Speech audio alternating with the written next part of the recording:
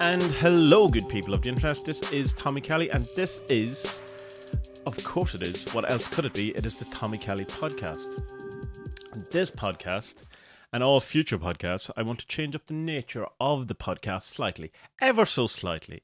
It's not going to become a completely different beast. It's not a different monster. It's not going to change fundamentally in its nature, shape, or form, or time, place, or circumstance, any of those things. What it will do is it will probably become more of the focus of my output in that over the last while I've been kind of doing vlogs, I've been doing videos, and I've been doing the podcast, whatever. And I was kind of, in one sense, putting more effort, more concentration on the YouTube than I was on the podcast, just because that was how I thought was best to do it. And what I've noticed, and not noticed, I've always known, is that the podcast is way better than my YouTube videos. And therefore, I should probably concentrate on the podcast as my main thing, rather than trying to have this kind of disparate kind of YouTube vloggy type thing or whatever, because people seem to be down with the podcast. And as a side bonus to that, it is the thing out of all of them that I enjoy the most, because it has the least amount of editing. It has the most kind of impact on myself, in that it helps me to think through things or thoughts or problems or answer things that I have, and it helps me overcome my kind of apprehension about talking in public about myself and about these kind of these thoughts and these kind of thinkings that I have. So out of all of it is kind of, it's the thing that does the best and the thing I enjoy the best. So it's probably something that I should concentrate more on. And the other thing, it's like things like the book club just seem to fall from the wayside and don't get enough views or enough kind of interest. And I think that could be really boosted and helped by incorporating the book club into the podcast rather than having it as this kind of separate thing. Because 10 times more people listen to the podcast than watch the first book club video. Excuse me while I riff again. So that will be incorporated. So what I'll do in this episode is I will go back over the previous 5 chapters or so that we've done of the book. The current book is SSOTBME by Ramsey Duke, otherwise known as Lionel Schnell. And then I'll talk about just my kind of ideas on the next 2 chapters, and we'll open the discussion up again in the various places. I also think what isn't helping the book club is having a number of different threads for each kind of chapter and stuff like that.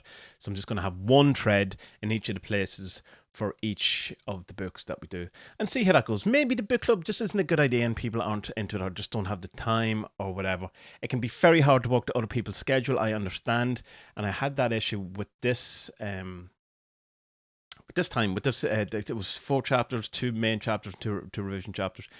And I read kind of half of it a while ago and then finished the other half of the second half of the chapters in the last couple of nights, and I had to go back over and reread what the other thing was just so I could make this kind of talk about it. Anyway, I will talk more about that and in the book club section.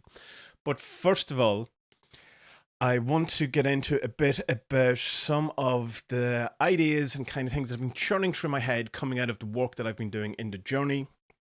I'll explain what journey is for people who don't know what that is as well. And just a general kind of magic idea that I have about literally demonizing a problem that I have, or an issue, or a kind of thing, and that I think that a real good chaos magic in its most psychological, all in your head sense could be a good approach to this kind of problem. Just to counterbalance last week's podcast of why I quit doing magic, which so many people didn't listen to, but still managed to comment on because of the clickbait title. But that is the nature of clickbaitiness, and I am guilty of it myself. I've often just looked at a headline and decided that I know everything about that article or podcast. But anyway, let's get into the podcast proper and go.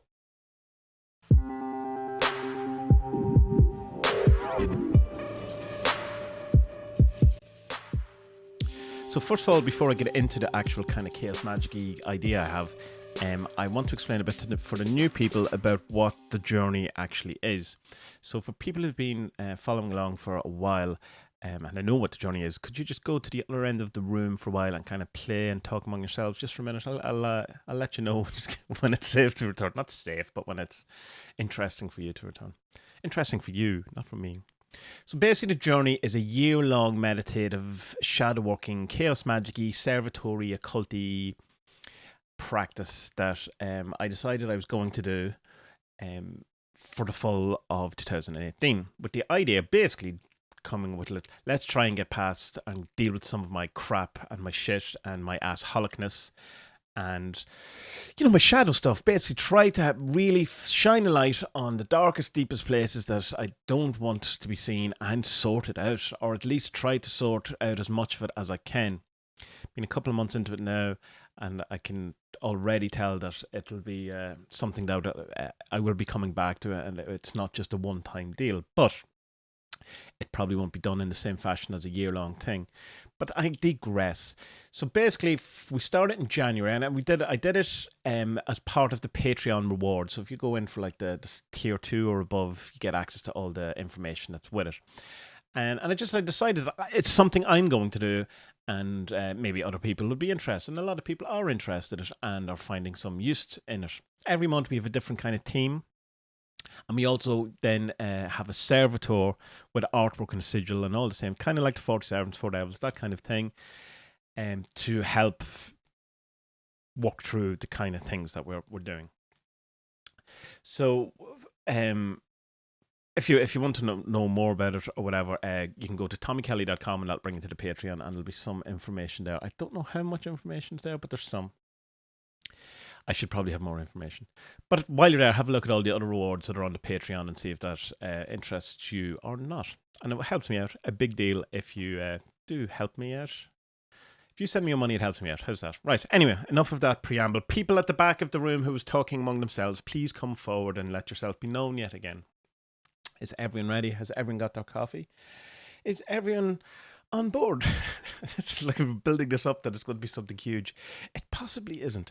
Anyway, one of the things that I've been discovering is a major pattern in my life, and I talk about this an awful lot, is that I have this victim mentality and a martyrdom look at what the world is doing to me. And I've talked about before on the podcast in the episode I'm the Chosen One, I think it was in that one, that I have this kind of thing that rather than the reason that I'm not successful is that I'm not talented and successful in whatever area I'm working on, not overall successful.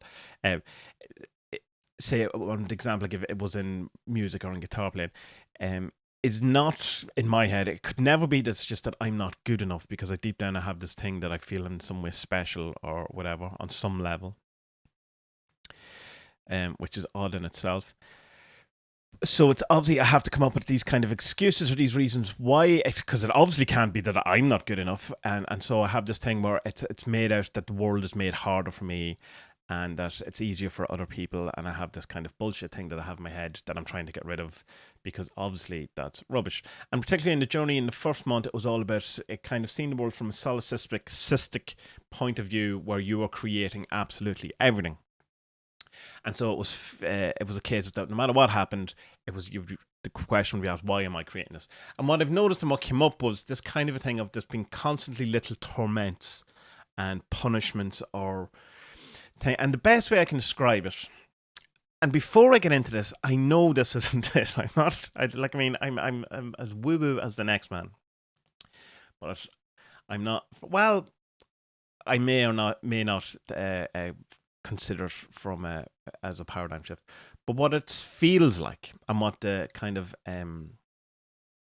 experience is like is as if there is some sort of demon or entity, and it is following me around and deliberately making my life really annoying by doing loads of little small horrible things, but not enough that someone else would notice, and not enough that it would be seen as too weird. So what kind of things am I on it? Well, things like that if you're making a cup of tea, the tea bag will have to fall. The water will have to spill. It's as if he's there tipping over, your cup so that it'll spill, or pushing your hand so that you put too much water on. If you're putting something on a shelf, it will knock something else. Constantly, this will always happen. And I'm not kind of, what's the word? I'm not one of these people who, I'm not clumsy. I'm not a clumsy person in general.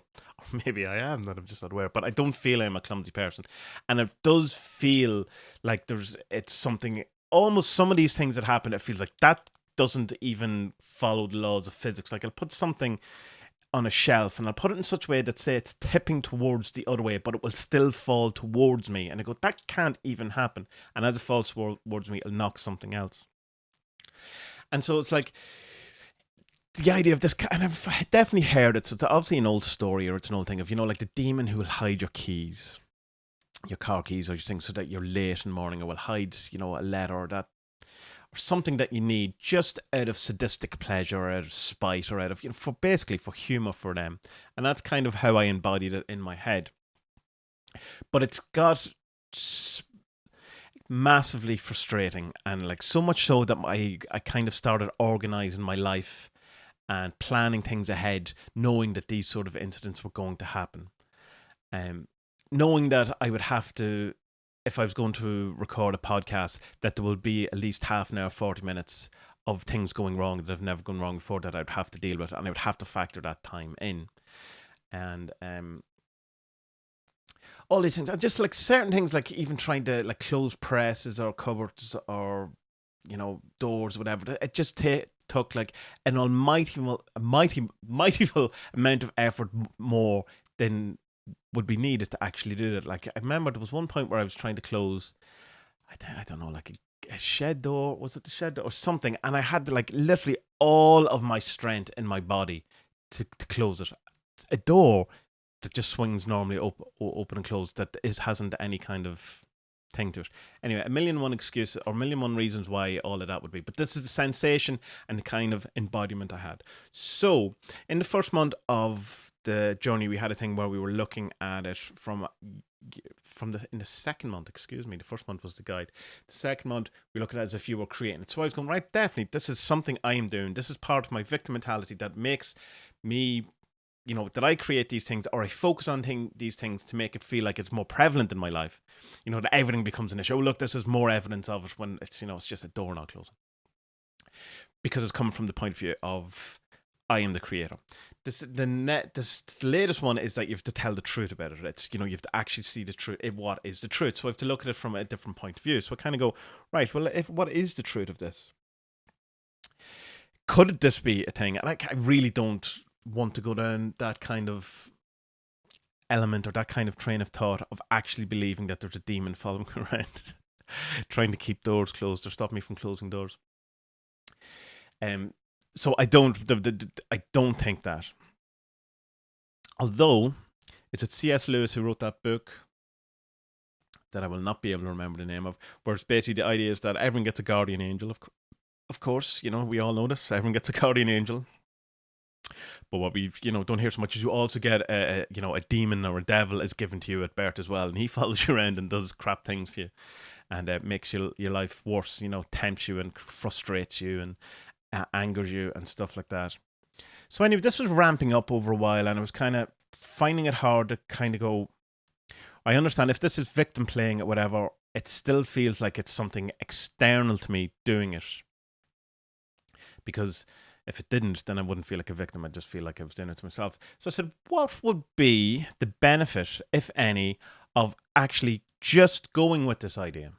Saying, right, okay, as a paradigm shift, as a Chaos Magick approach to it, to act as if.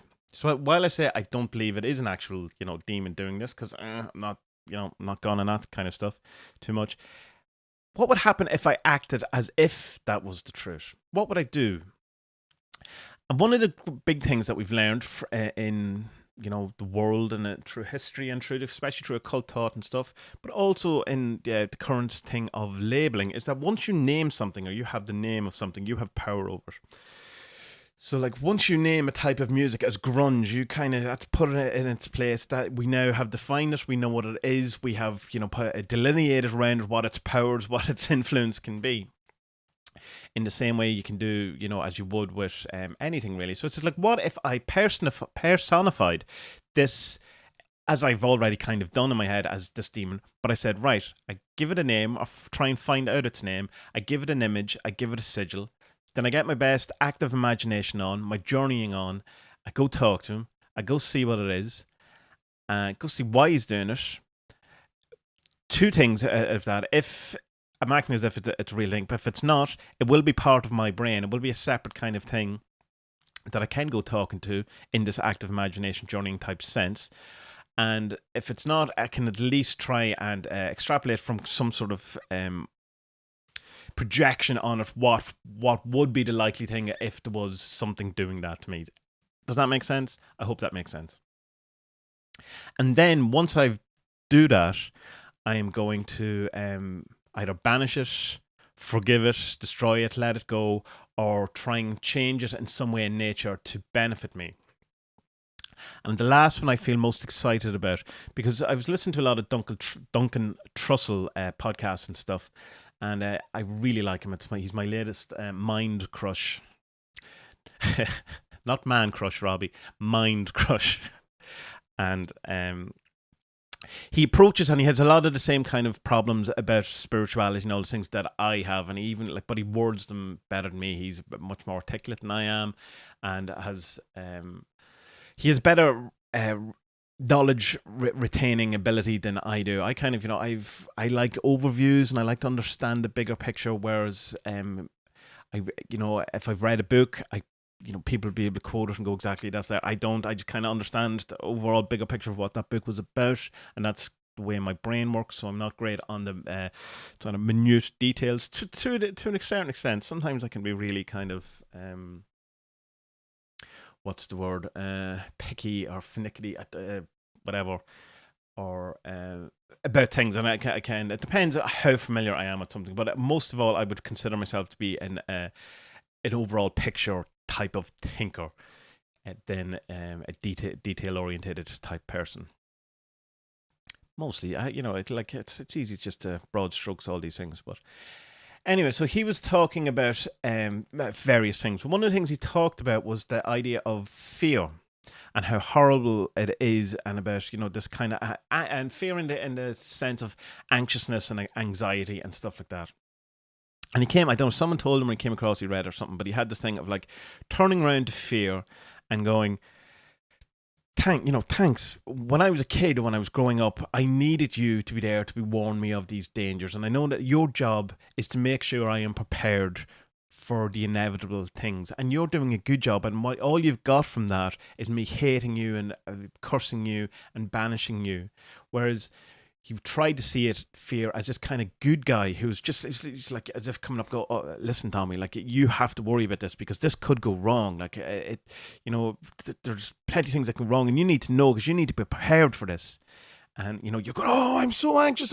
Why is there such fear, whatever? And fear's going, oh no, I thought I was doing it.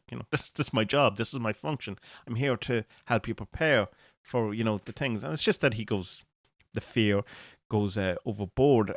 An awful lot of time, particularly in my head, and but to let it run as a demon, say, or as a bad thing or whatever, and kind of it's a negative thing. There's no kind of end to that other than you can just fight with it and possibly ignore it to a certain extent.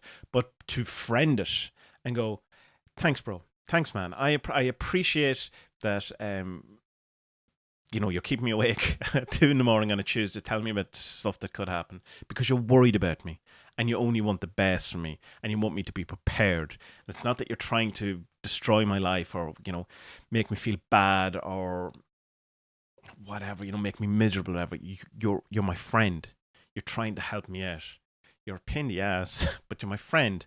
And when you see it as that, and when I've managed to catch myself in those moments and go, oh wow, that's ridiculously powerful, and that's really good, and it does twist on his head, and it's like going, turns an enemy into a friend, and not really turn, just go, you were always my friend. I just had the wrong opinion about you. So come back to my demon who is constantly torturing and tormenting me by making life harder in small little minute ways that wouldn't prove to anyone that you exist, you clever boy. Because if I was a demon, that's what I would do. I'd never do anything big. I'd just do enough to tip people over the edge, but not let them know I exist. The minute I know for sure, someone knows for sure that you're a demon, the game's over, you've lost. So I would rather make that a friend and see, well, he's trying to accomplish something. And just go back to it being non-demon. There's some part of my brain trying to accomplish something by constantly noticing these things or making my life harder in these ways. Or if we go with the Chaos Magick of Demonize, there's some function. This has some function. And I can demonize it, I can separate it myself, or I can friend it. But to get to the point of friending it, I have to personify it or make it personal or make it an actual thing. So that's what I'm going to do. That's my plan. So it'll be interesting. I'm going to write out the description of what, as if I was creating a servitor, as if it was a proper thing. Write out the description of what its function is, and by that, I will just write down what my experience of it is. It's a servitor that torments you by doing small things, by knocking things over, that makes things, that has the power to somehow affect physical reality and go against the laws of physics, whose major function is to what? To annoy, or I could maybe leave that open. I'm not sure. Then I'll draw a picture. I'll give him a sigil, again as if I was doing any sort of servitor, and then I'm going to go and talk to him, and I'm going to hang around with him. And possibly, if he doesn't play a game, I'll banish him, burn him, destroy him, get angry at him, get power over him, set the bad guys on him. Well, the good guys on him, whatever. Get the people after him. So I think that's going to be interesting, and it's going to be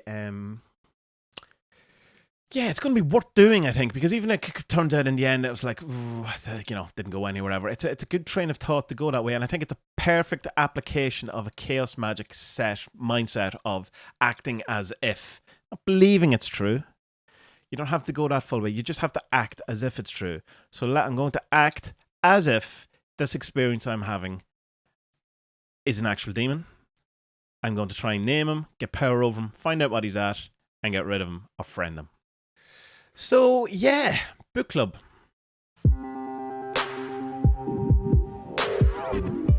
So the book club, and what we had to do for this section of book club was that we were going to read chapter 4 and 5, including 4A and 5A of SS OTBME by Lionel Schnell, otherwise known as Ramsey Jukes. But before we get into those new chapters, I'm going to play a recording of the first section, because an awful lot of people missed it, and it wasn't didn't get an awful lot of interaction and stuff, and I really want people to give this a go and have a read and stuff.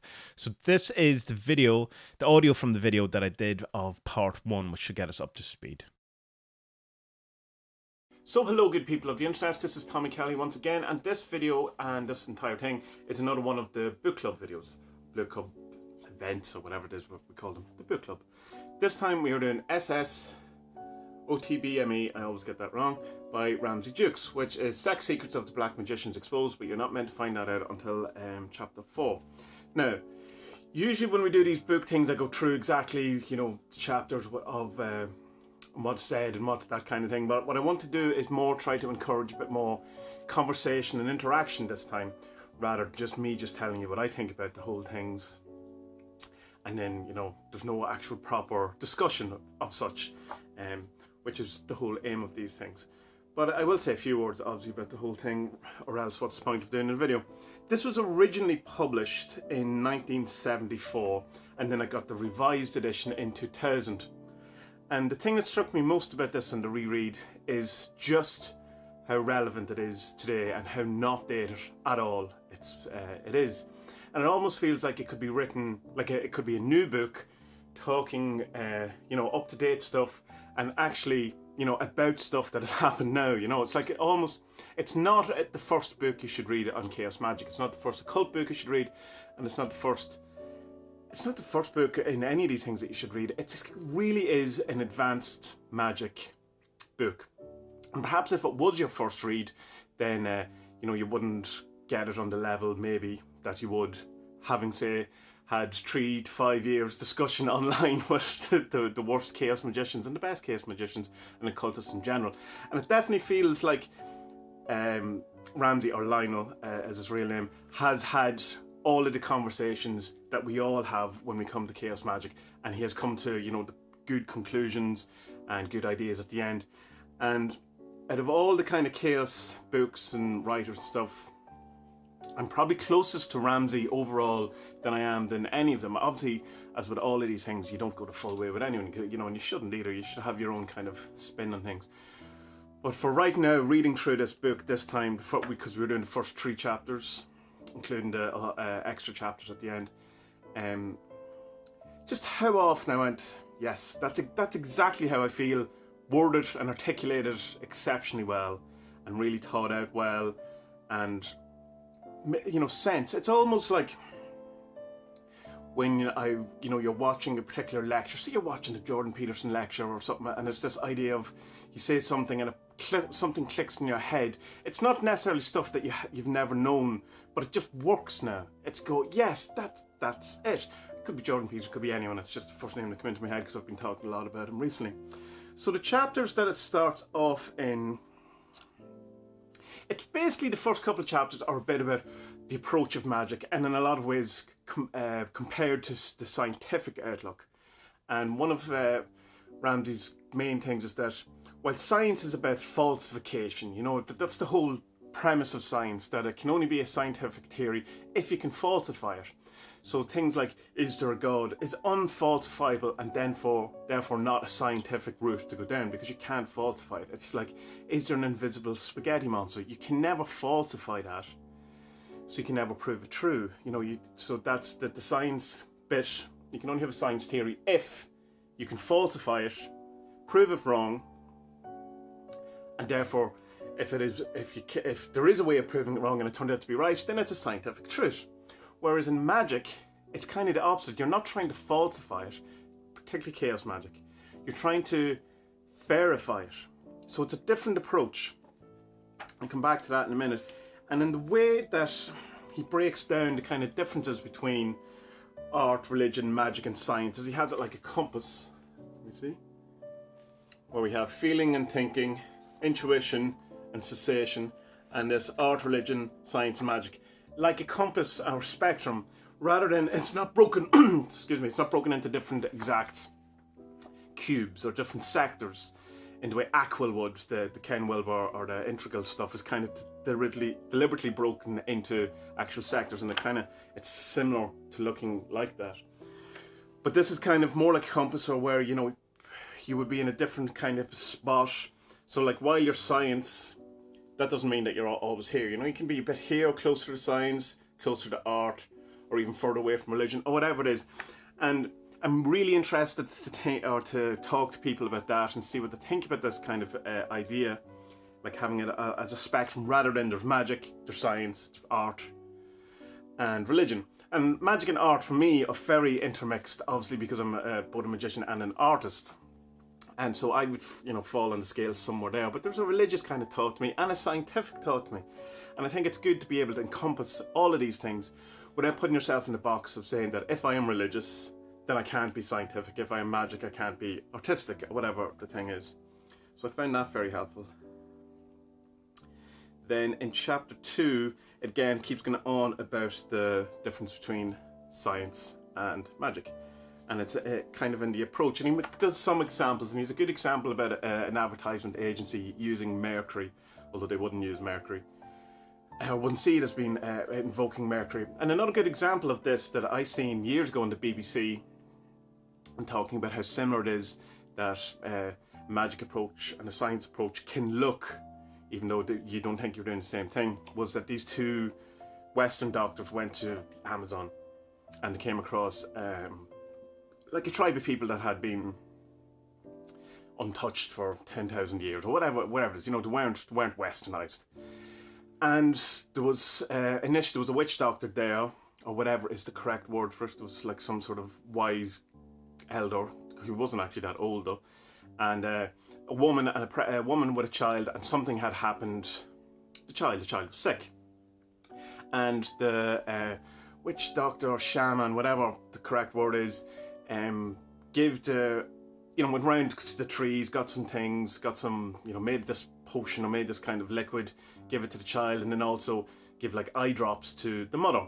And then the Western doctors come in and they, worked on the child, and they also, give vitamins and stuff to the mother so that when she's breastfeeding, it would be, the stuff would carry through to the child.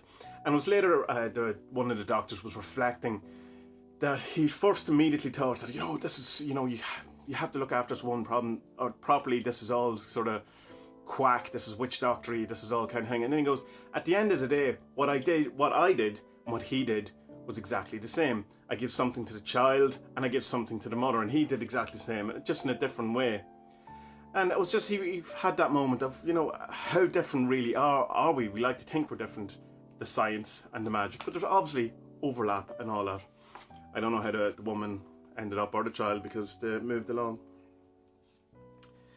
Now, so he has one about an advertising company talking about getting new customers. So there is a quote that I want to read. It's the end of 2A. And this is talking about that the fact that chaos magic is subjective, and it's rather than the science thing of trying to falsify or trying to find the greater capital T truth, the reality for everyone, or, you know, that thing that is true for all, through all time, for all beings and all that thing. The chaos magician is trying to find their own truth, so that, you know, rather than trying to falsify something, they're trying to verify it. So they will concentrate on the things that agree with them. And so not necessarily interested in causality or the truth, capital T. It's about, does this work? Does this get me the result I want? And if so, excellent. If not, try something else. But the whole thing is that it's, you know, it's your thing. It's you're never going to. I'll read the quote. Okay. The word paradigm makes a useful blender for over scientific sensibilities. What the chaos magician is putting into practice is the Austin Spares principle of acting as if. And this is the idea of that you act as if this is true and see what results you get. Don't concern yourself whether it is true, and don't try to falsify it or try to, you know, find the truth of it. It's you just act as if and then proceed. The correct approach to a magical theory or model is not to seek to disprove it, as one would with scientific theory, but to see if you can convince yourself that it is true by acting as if it were true. If the results in this theory work, then you rejoice, as it is now a practical tool. What you do not do is assume, therefore, that it must be true in any significant sense. It's actually better magic to keep the discovery to oneself, to evangelize or announce it publicly as if it was a religious or scientific truth. And this is the thing that really, of all things in chaos magic, annoys me, because it's what attracts me to chaos magic, and it's the thing that most people seem to forget. And this whole idea of UPG, which is the unverified personal gnosis, where you have got this kind of insight or something works for you, and then you demand on the world or the rest of the community or rest that this is the truth and this is the way to do it. And then this is certainly how an awful lot of conversations in chaos magic go on Facebook and certain other social medias, where people will have some sort of find this, where they've convinced themselves that this is true and are getting the results, and now have to have other people believe that too, or demand that other people believe it. And it kind of goes against what the whole principle of chaos magic is for me, which is a subjective verification of your own small t truth to get what you want. And kind of putting any sort of dogma or rules or trying to force that in anyone else seems totally counter to the whole idea of chaos magic to me. So I just thought that was a really good quote, worth bringing out. So the first 50 pages, which is the 3 chapters up to 3A, is just, it's excellent. And he talks about the whole thing of cycles and patterns that repeat, and how science and magic thought and stuff have repeated and gone around in cycles and patterns over the years, and he has his own kind of ideas about that, again not forcing them on anyone. And it's interesting that he talks about the next magic kind of revival will happen around 2020, which was a long time ago when it was in 1974, but I think it comes from the revised thing, which was in 2004. And we're close to there. It talks a bit about Dawkins, about how even Dawkins sometimes use magical thinking. And overall, I'm really excited to talk about these kind of things to people in the various threads. And I found it very hard not to skip ahead and read more of it. as I say, I have read the book before, but it is a number of years since I've read it, and I'm really enjoying it. I'm really excited about it, and it's hit me at a really good time because it's aligning an awful lot of things in my head that I had as kind of bigger, unrounded out, unconcise kind of thoughts that have just, yes, that's where that train of thought was leading me. That is the thing that it's pointing at, and articulated so well. And yeah, so that's us up to chapter 3A, which is page 50. It's funny listening to that now as I've just flicked through it as I was putting it in. Just how different my voice is when I'm doing video. I'm very less sure of myself. Not sure of myself. I'm definitely less relaxed than I am when I'm just sitting here recording it without it on. Very more conscious of myself and how I talk and stuff like that, which is interesting. Anyway, that was what I was talking about for the first couple of chapters. The next chapters are 4A and 5A. Now, I'm not going, as I was saying, another thing, I'm not going to go too into detail on these because I want people to read them and I want to have the discussion rather than me just talking about it. Basically, chapter 4, we're still talking again about, the difference between science and magic, and this is where the title of the book comes from, is this chapter, Sex Secrets of the Black Magicians Exposed, which is SSOTBME. Now, because I had kind of been a while since I'd read this book and got back in, I was kind of going, we're still on about the difference between magic and science. Can we just, get that? But there is an interesting kind of thought in it where he's talking about how in the old days when it was just religion, before science was kind of, the kind of main zeitgeist kind of thought, whatever, is that, there would be these ideas of demons or devils, and they would be what were fooling you. You have to, be careful because the devil will fool you and make you believe things that are true and are not true, and, the Lord of Illusion, the Lord of Lies, all of these things. And he goes, it's interesting then that science has the equivalent now, but the only thing is we've demonized our brain. Your brain can fool you, it's not how it seems, all of these kind of things that it's, don't trust your own senses, don't trust your thing. It's, it's only scientific evidence that is the thing, and that is the truth, in the same way that it used to be only, religious truth was the truth and stuff like that. So that's an interesting kind of thought, and it's kind of true. It does feel like kind of certain like that. It's taking the power out of the people, right? In the sense that it used to be the class or the clergy were the people in control, and they were the ones who knew the truth. They were they were the owners of truth or the owners of knowledge, and everyone else. Don't believe what your eyes tell you, because that could be the devil. Don't believe, your own experience, because, that could just be an illusion. That could just be, you're not equipped to understand these things. And it's not really dissimilar from the scientific view of that, only science knows the answers. Doesn't matter what your experience is. It's like that story of, if you ever talk to a nurse or someone who works in a hospital, and they will talk about that around the full moon, it goes crazy. A lot more people, a lot more weirder things and all that kind of thing. I've had numerous conversations with people who work in hospitals and nurses who that is their experience. Yeah, there was a scientific study done, and supposedly it doesn't make any difference. Everything is exactly the same as was any other night. The full moon has nothing to do with it. So why we have lunatic and lunar as anyway, I digress. So it's basically science say it doesn't matter what your experience is.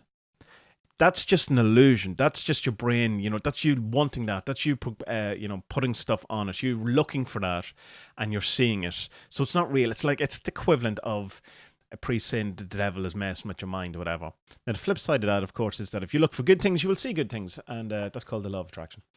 But anyway, that was that chapter. And my main thing out of it was just, can we get past this, the difference of approach between science and magic, and but it's a conversation I've had a lot, so it's for people who haven't had that conversation, it's probably well needed. Now the revised thing of 4A again is along the same kind of a thing. As I flick through it now, it's again arguing science and things, so read that and see what you think yourself. Now chapter 5 is basically talking about astral worlds and fantasy worlds and astral travel and stuff like that, and kind of comes across as the thing of that just because something is imagined or in your imagination or whatever doesn't mean it's less true or less helpful or less, you can still do the thing. So that is a big conversation in itself and something that we should hash out in the various threads. We have had some talk of this before, and it's just, various things like talking about that whole thing of the the scientists saying it's not this mysterious gas coming from Venus and stuff like that, but interesting and stuff like that. But let's talk about it in the threads. So that is chapters we are going to discuss up to chapter 5A, which is up to page 78 inclusive.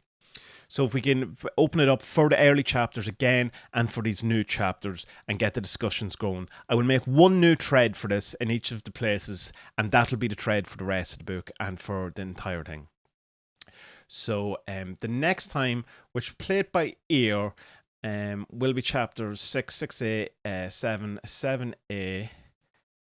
What does that bring us up to? No, and 8 and 8A, because it's the short chapter. So up to page 113 inclusive. And we'll say about 2 weeks, maybe 3 weeks, going by whatever the general reaction is. But it will be on the podcast, and I will talk about it, and I'll give you updates as the weeks go by.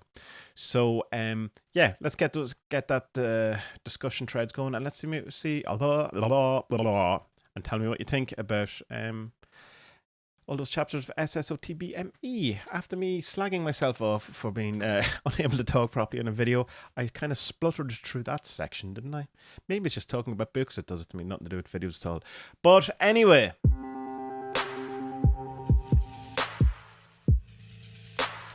so there you go, folks. That was another episode of the Tommy Kelly podcast. I will probably have this a bit slightly less clickbaity title this week. Maybe. Depends on what mood I am when I upload it.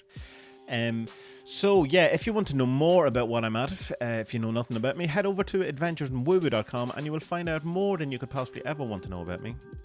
There's a bio there for a start, which I probably haven't updated in 6 or 7 centuries, and there is everything you would possibly need to know about the 40 Servants, which is a divination and chaos magic system that I created, which has some nice art, if I do say so myself. I'm quite proud of it. So you can check that out. It's people are finding it really useful and helpful, and there's a whole section there. If you don't want to spend any money on it, like, you can still totally use it. This is not a money grab by any means, although please send me your money if that is your will. If you would like to send me money, talking about that, you can go to my Patreon, which does actually really help me to improve what we're doing here. Money from the Patreon has gone to improve web hosting and making the website that bit faster, getting more equipment. It pays for the SoundCloud hosting and all those things. So it's like it does go to improve the overall thing of the Adventures in Woo Tommy Kelly podcast, Tommy Kelly in general experience. I have loads of photography stuff over on adventuresinwoowoo.com as well. There's a 40 Servants Facebook group. There's the YouTube channel, which has like 60 or 70 vlogs from last year. There is the 40 Servants video course, which is going well at the minute. We're doing weekly videos on that at the moment, and there's a host of videos there along with a load of other things, so you can check them out in all the places. I'm on the Facebooks, I'm on the Twitters, I'm on the Instagrams, the Flickrs, the 500px's. I am on Vero, but it doesn't work for me and I don't know how to find people, so you can find me. I'm also on Insight Timer if that's your will to do it. If you want to join us in the journey, check out the Patreon, tommykelly.com. And yeah, just share and thumbs up where you can, like, and do all those things, and all of that really helps. I really appreciate everyone listening to this, and it's a wonderful thing, and it's a wonderful experience I get to do, and I'm very grateful for it. So, good people of the internet, may your week be blessed with the milk and honey of the gods, and may everything that you ever possibly need be only moments away from your hand and easily grabbed and always ready for you. May you have a wonderful week, and may the world live in peace and harmony eventually, like Coca-Cola ads have been telling us for years. Have a great week. Be well.